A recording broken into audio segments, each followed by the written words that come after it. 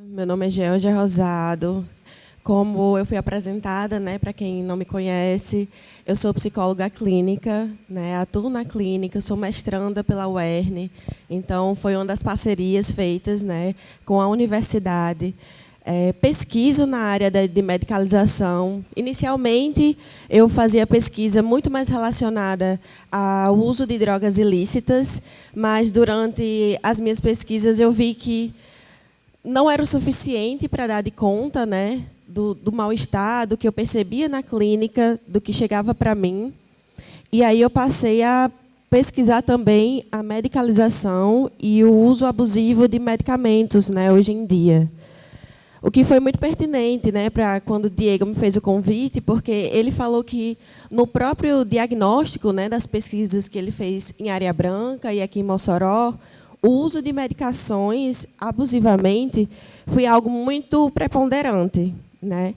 Então, hoje eu venho aqui falar de um tema que é muito especial para mim, mas eu acho que para a coletividade ele é muito mais especial, né? Muito mais feliz de estarmos aqui com a sala cheia, falando de algo que não é agradável, né, para todo mundo, não é algo que a gente costuma conversar em uma conversa amena do dia a dia, mas que é tão presente na sociedade, né? Será que agora resolveu o problema técnico?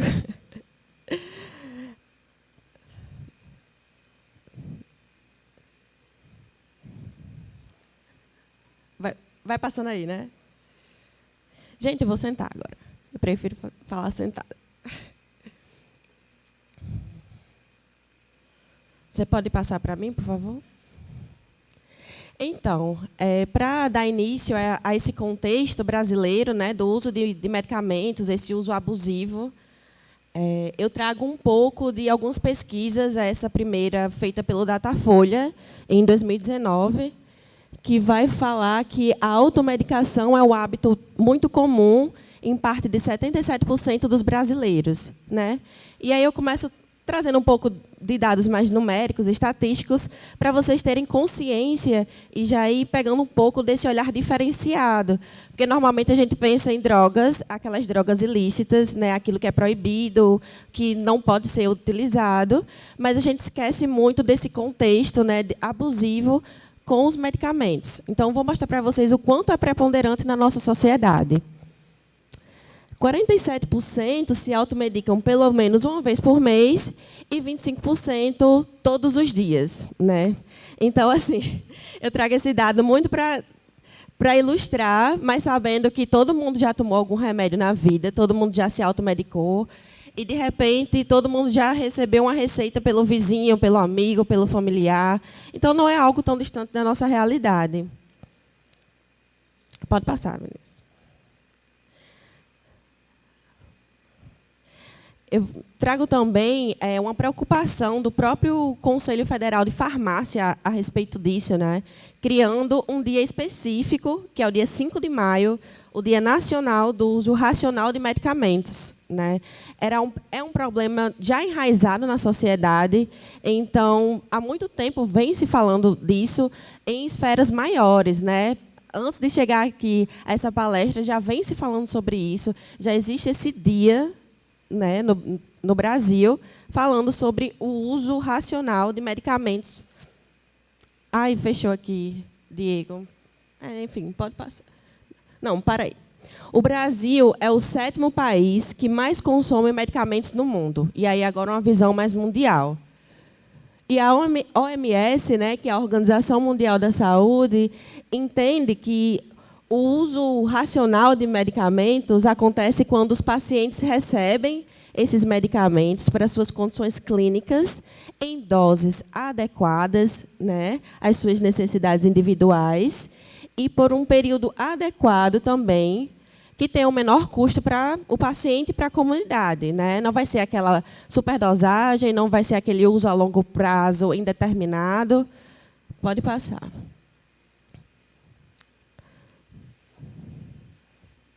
E aí eu trago que esse dado vai corroborar justamente com os 37% da população que utiliza o medicamento a mais do que ele é passado, né? Diferente. E aí pode recair uma série de riscos, como a superdosagem, né, os efeitos colaterais indesejados. E aí aparecem notificações, né, no sistema público de que 80,67%, né, dessas notificações que aparecem no sistema público estavam relacionadas à intoxicação por esses medicamentos, que a gente não espera, a gente toma para se curar, mas, né, por talvez uma falta de conhecimento mais aprimorado, uma falta de conversa, ou até mesmo essa cultura de automedicação, a gente acaba excedendo a dose, se intoxicando e parando no pronto-socorro, por exemplo. Né? E aí eu trago que automedicar-se pode gerar danos à saúde e retardar também diagnósticos de alguma doença, porque essa automedicação pode servir para mascarar doenças mais graves, né? Doenças que não estão aparecendo ali na sintomatologia, mas são encobertas pela automedicação, podem causar alergias, lesões aos órgãos como fígado e rins. Além disso, é possível provocar efeitos colaterais a longo prazo, né, que normalmente não se é discutido nem na bula do remédio.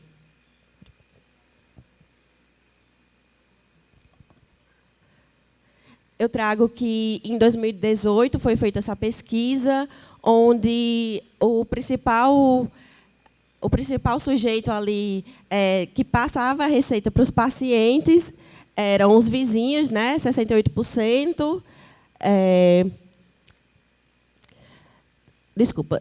Terceiros seriam 68%, os familiares 41%, amigos e vizinhos 27%. Parece que, em último lugar, é que aparecia o médico, né? Era amigo, vizinho, né, cachorro, enfim.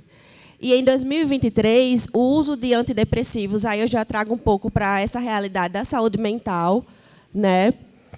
Entre funcionários de empresas aumentou 12% em relação ao mesmo período do ano anterior. Trago mais uma realidade aqui dos antidepressivos, né, falando que entre 2017 e 2021 foi feita uma pesquisa muito também causada pelos efeitos da pandemia. A gente precisa saber, né, desses efeitos. E a gente pode dizer também que um desses efeitos foi a venda, né, o aumento dessa venda de antidepressivos e estabilizadores de humor, que cresceu cerca de 58%. Sendo que, em 2023, o uso de antidepressivos isso aqui já foi. E, de acordo com o estudo, o uso de antidepressivos no Brasil cresceu cerca de 37%, né, em 2023. Quer dizer, de 2017 para 2021 já tinha escalonado, mais uns anos à frente, escalonou 37%. Né? E a gente começa a se questionar como é que isso é possível, né? De onde é que vem isso? Tem uma pesquisa do VidaLink que eu achei interessante trazer, que 250 empresas, né, perceberam esse aumento de 37% na aquisição de antidepressivos nesse primeiro semestre de 2023, em comparação ao mesmo período de 2022. Né? O Brasil também é o terceiro país, né, no pior índice de saúde mental do mundo. E, especificamente, em relação à depressão, o país também prevalece com o maior número de pessoas diagnosticadas dentro da América Latina. Eu trouxe essa pesquisa, primeiramente, a respeito do trabalho, porque a gente sabe que uma das causas de adoecimento é uma causa laboral. Né? Então, eu trouxe para enriquecer mesmo, mas sabendo que o adoecimento psíquico e mental, né, é uma realidade no Brasil, e tende a crescer, como a gente vem acompanhando por esses dados que eu estou trazendo aqui.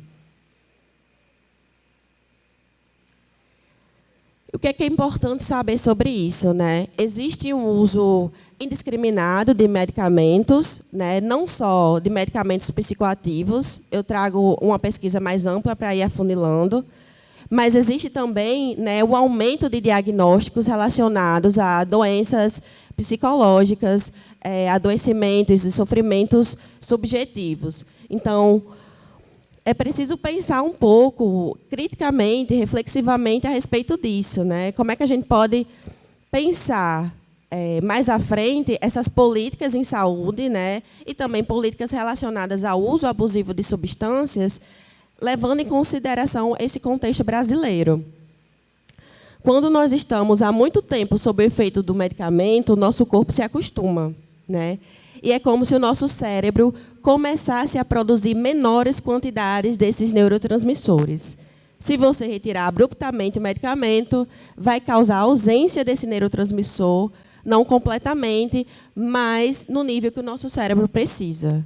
E aí eu estou falando dos antidepressivos, que é uma coisa que a gente não costuma pensar sobre, né? A gente costuma associar que a depressão ou certos adoecimentos psicológicos são causados por um desequilíbrio bioquímico no cérebro, né? E se a gente levar em conta essa teoria, se a gente vai utilizando o medicamento, a gente vai dando de conta, né? E levando aí um equilíbrio mental, homeostático, mas a partir do momento que a gente retira abruptamente, tem um efeito colateral muito grave. O que acontece também na automedicação, né, do uso desses medicamentos. E aí eu trago um conhecidinho, o clonazepam.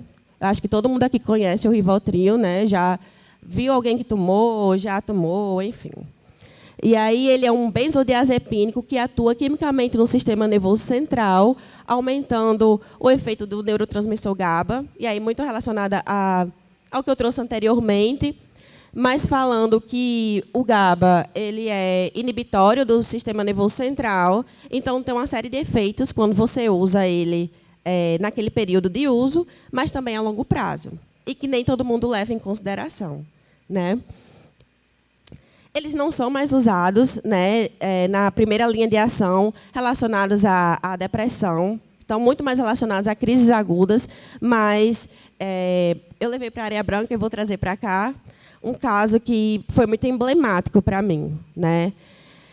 Chegou ao meu conhecimento, através de conversas cotidianas, uma mãe de uma amiga que frequentou o postinho uma vez, com a dor de cabeça, e saiu de lá com uma receita de Rivotril, de clonazepam.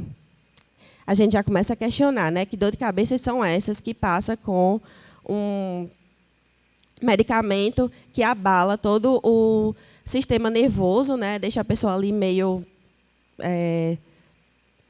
super tranquilizada, inibida mesmo, e aí estava sendo passado para dor de cabeça, ou seja, aquela pessoa não vai conseguir atuar normalmente no dia a dia dela.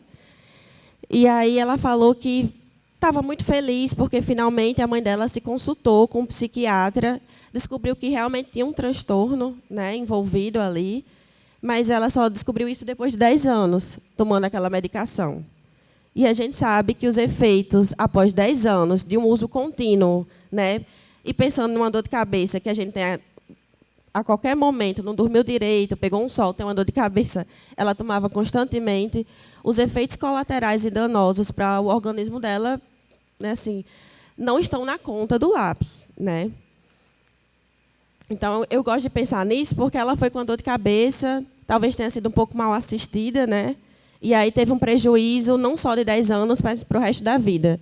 Inclusive para o nosso sistema de saúde público e para os familiares, né? Para toda uma coletividade ali que terão de arcar com as consequências de um diagnóstico errado, né? De talvez uma demência precoce, ações que aquela pessoa teve a partir de um diagnóstico errado e que poderia ter tido outras ações, né? Tomando apenas um ansiolítico que tratava ali de alguma forma aquele sintoma mais agudo, mas não ia na raiz do problema, né?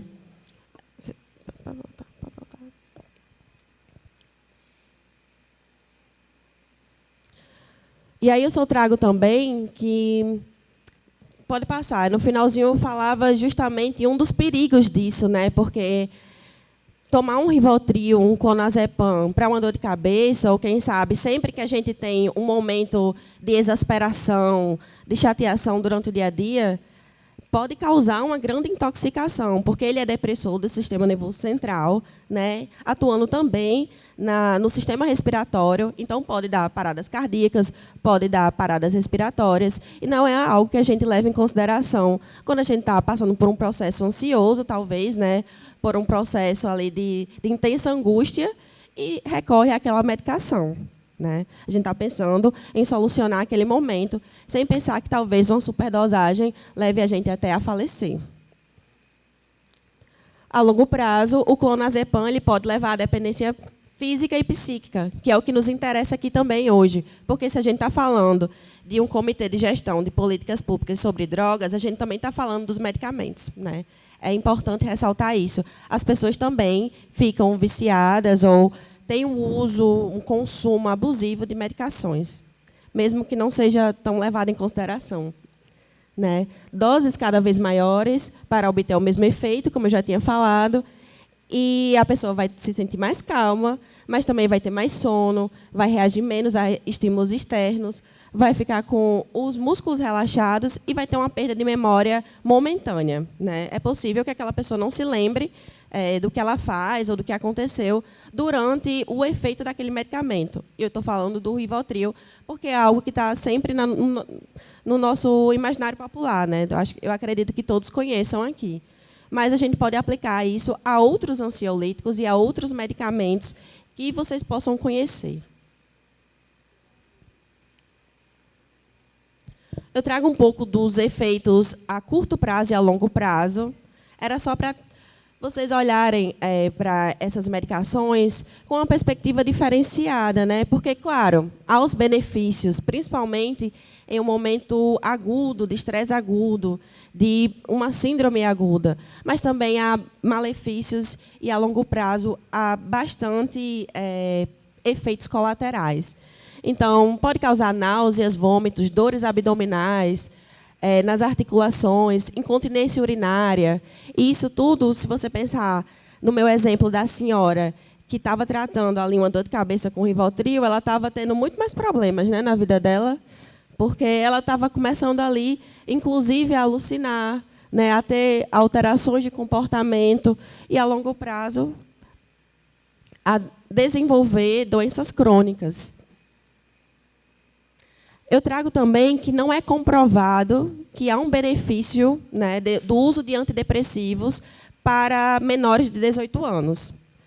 Eu acredito que tenham pessoas da área da saúde aqui e, de modo geral, vocês devem conhecer ou podem conhecer alguém, né, que tem um filho, um sobrinho, afilhado, que faça a utilização de medicamentos e que ele não tem 18 anos ainda.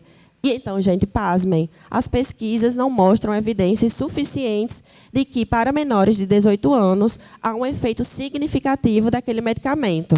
Muito porque o desenvolvimento, né, daquele sujeito não está pleno ainda. O corpo e o cérebro, né, o organismo, como, de modo geral, ele ainda não está em perfeitas condições, né, totalmente desenvolvido. Então, a gente já começa a questionar o uso a partir daí. Outras evidências clínicas mostram que há um aumento, né, de suicídios, né, de tentativas de suicídios entre jovens de 18 e 24 anos com o uso de antidepressivos. Né? Ou seja, é um pouco paradoxal quando a gente pensa que a depressão e alguns transtornos mentais causam esse risco, né, para o suicídio, mas que o uso também de certos medicamentos eles podem aumentar o risco para esse suicídio. Então, como é que a gente vai usar o medicamento sem pensar que ele também pode ocasionar essas crises?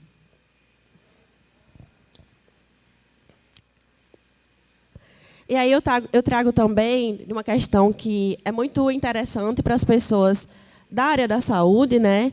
Não só para psicólogos, psiquiatras, mas também pensando nos profissionais que vão lidar no postinho, né? Nesse atendimento direto com a população, que o uso a longo prazo desses antidepressivos, eles estão associados a outras morbidades, como diabetes, doença coronariana, doença cerebrovascular, né? Hipertensão, e que a gente não leva muito em consideração quando está utilizando. E aí, mesmo que esses comportamentos eles estejam associados, né? Na verdade, a depressão está associada a alguns comportamentos de risco, existem evidências, né, nessas pesquisas que o uso dessas medicações está associado também ao desenvolvimento dessas doenças, algumas delas crônicas, né? E muito mais de base orgânica do que necessariamente um sofrimento psíquico.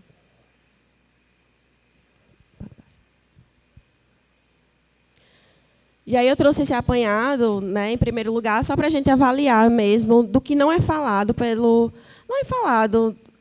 muito na mídia, pelos profissionais, mas que a gente precisa pensar quando faz o uso, quando conhece alguém que faz o uso, quando está numa área, né, que exige o conhecimento acerca desse uso, né. O intuito aqui não era dar uma aula de psicofarmacologia, não era para vocês saírem dizendo que antidepressivo é isso ou aquilo, porque, em certos momentos, o remédio ele vai fazer total diferença, né, em uma crise, em um momento depressivo maior, mas é preciso avaliar os riscos que o uso dessas substâncias trazem para as pessoas, principalmente um uso desmedido, um uso automedicado, um uso ali que não passe por uma conscientização, por uma autonomia desse sujeito a respeito do seu tratamento. Como eu falei, é preciso que haja um diálogo acerca, né, para as pessoas se informarem, para as pessoas ponderarem sobre o custo-benefício do uso desses medicamentos e para que elas evitem comportamentos de risco em relação a essas medicações. Tá? E a gente precisa discutir também sobre uma sociedade que está cada vez mais medicalizada, né? A gente acha que, de alguma forma, a depressão é um desequilíbrio bioquímico e tomando remédio vai se curar, ou a dor de cabeça, que muitas vezes é uma dor de cabeça de fome, ou é uma dor de cabeça de algum problema que a pessoa está passando no momento, associa a outras doenças de cunho físico, né, mas que acaba deixando de lado as questões psicossociais, as questões emocionais, e entrando nessa medicalização da vida mesmo.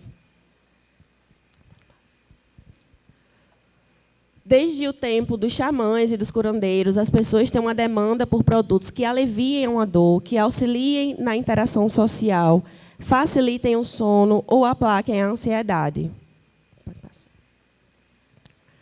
É muito do que a gente pode pensar, tanto do uso de substâncias ilícitas, né, que de alguma forma alivia, né? Tem muita gente que fala, eu vou tomar uma cervejinha no final de semana para descomprimir da semana. Mas tem muita gente que fala isso sobre medicamento também. Vou tomar aqui o meu Rivo para desestressar, que hoje a minha manhã e minha tarde foram pesadíssimas, né? Tem muito disso. Então, é preciso pensar de que forma a gente faz esse uso, né? O porquê que a gente está fazendo esse uso, e não estigmatizar esse uso, né? Esse uso está aí há muito tempo. A gente precisa ter mais consciência, dialogar sobre, né? Ter mais criticidade a respeito desse uso. E aí eu falo um pouco da depressão, que elegeu-se a depressão como doença a ser cada vez mais alargada para abarcar situações da vida como conflitos, desgosto, desemprego, separação, luto, formatar como doença. Uma citação de Paulo Amarante, ele é um expoente na saúde mental e nas políticas públicas, e ele fala também da questão da medicalização da vida. Edson? Ele fala também que começou-se a observar que esses medicamentos geram dependência e que a sua suspensão e retirada é tão difícil quanto a de uma droga ilícita ou do álcool, né? E praticamente não há um serviço especializado no mundo nesse tipo de desintoxicação. Então, é para a gente pensar que, quando a gente está falando sobre um comitê de políticas sobre drogas e de ações nesse sentido, a gente também está falando dessas pessoas que fazem o uso dessas medicações, né? Um uso abusivo dessas medicações. Medicalizar problemas cotidianos faz mais mal à saúde do que a depressão, né? É uma fala de Paulo Amarante que eu acho que nós podemos concordar, né? Assim, pensar nesse ato de colocar uma substância ali como resolvedora de todos os problemas e que só traz mais riscos à saúde é muito pior do que necessariamente o adoecimento mental. Pode voltar, só essa pesquisa, né? Não, pode passar. Passou. passa só mais uma vez. São os autores da pesquisa, né, que conduziram e publicaram uma revisão de evidências sobre a teoria do desequilíbrio químico. Então, vocês já podem sair daqui hoje dizendo que a depressão não é causada por um desequilíbrio químico, né? Desmascarando essa ideia que vem desde os anos 70, pode passar. Desde os anos 70, essa teoria utilizada, né, muito pensando aí numa solução, mas que a longo prazo a gente já sabe, os profissionais da saúde já sabem, que não se trata apenas disso, né? A gente vai ter o desequilíbrio bioquímico, sim, mas ele não é necessariamente a causa daquele adoecimento. Ele vem como efeitos desse adoecimento, né? Talvez como consequências de outras coisas, de uma carência de vitaminas, de repente de situações de vulnerabilidade extrema. Vem de vários fatores, né, de várias dimensões sociais, mas não necessariamente é a causa da depressão. E aí eu trago esse dito sofrimento, né, que é a depressão, pensando essa medicalização da vida, mas pensando também as adicções. Porque a gente está falando de sujeitos que sofrem, sujeitos que precisam de alguma saída para esse sofrimento, e que alguns, como o Diego bem trouxe, têm um trabalho, têm uma família, têm uma rede de apoio construída, mas tem outros que não têm essas ferramentas ali acessíveis e acabam indo pelo caminho mais acessível. Eu não vou dizer mais fácil, porque eu acho que uma adicção nunca é fácil, né? É sempre difícil, mas pelo caminho mais acessível naquele momento. E aí fala de uma precariedade subjetiva, né, na atualidade, de um paradigma da medicalização. E eu trago uma questão para vocês, né? Será que o sofrimento, a medicalização e as adicções é uma questão de saúde pública ou é uma questão social?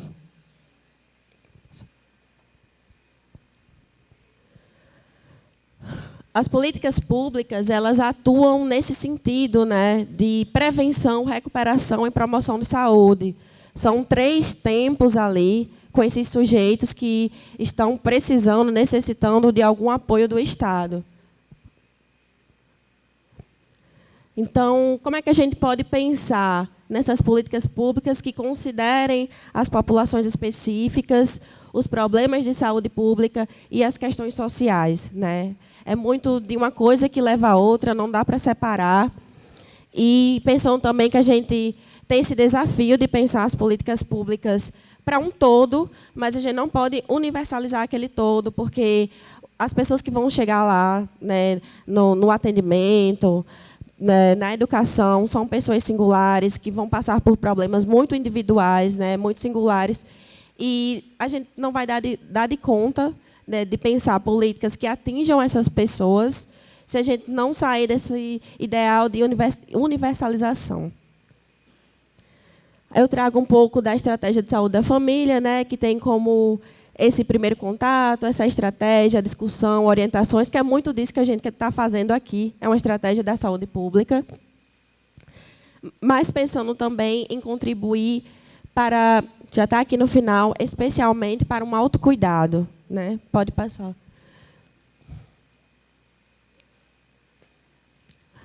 E aí, quando a gente pensa nesse autocuidado, a gente pensa também no coletivo. Não tem como realizar esse autocuidado sozinho. Essa também é outra ideia muito paradoxal, né? Um complementa o outro.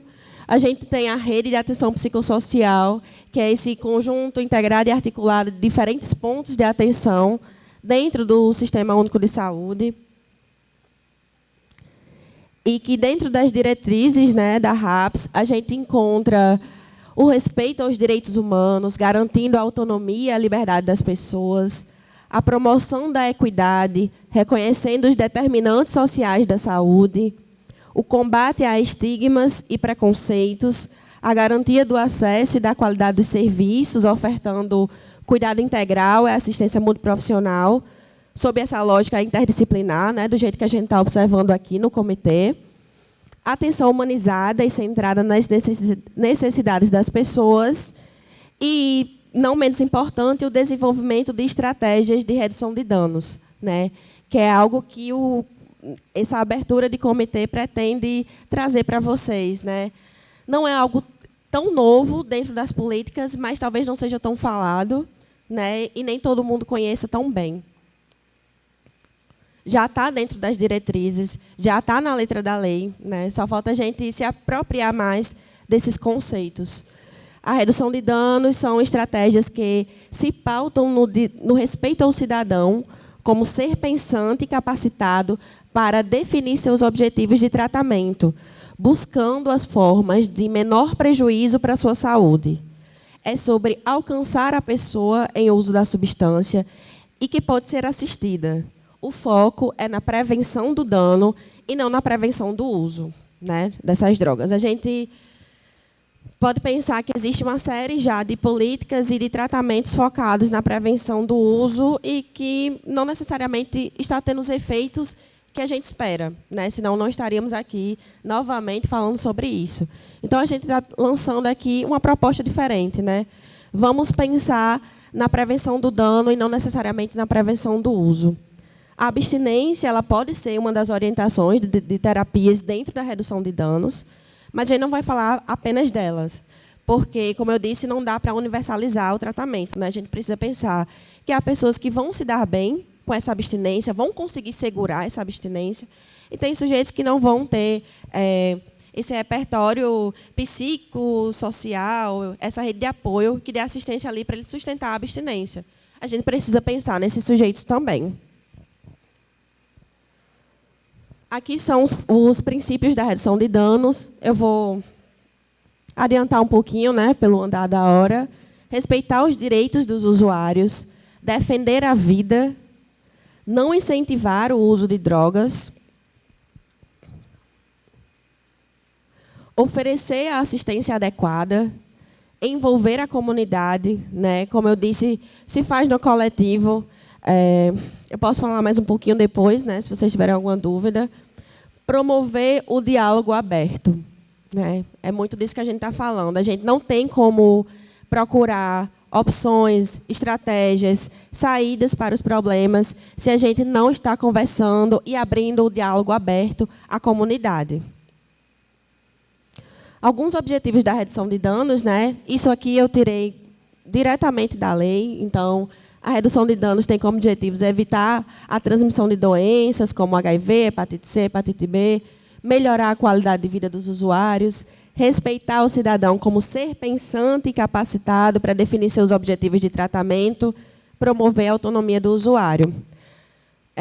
Eu acredito que, na parte da tarde, né, o pessoal fale um pouco melhor, fale mais sobre a redução de danos nesse sentido histórico, seus detalhes maiores. Aqui eu quis só dar uma pincelada, mas a redução de danos ela vem de uma política relacionada a uma prevenção de adoecimentos a partir do uso de seringas. Então, né, foi-se pensado que, para prevenir outras doenças, né, para além do processo de adicção, era necessário pensar numa redução de danos desse uso, né? Por isso que deu-se início à redução de danos.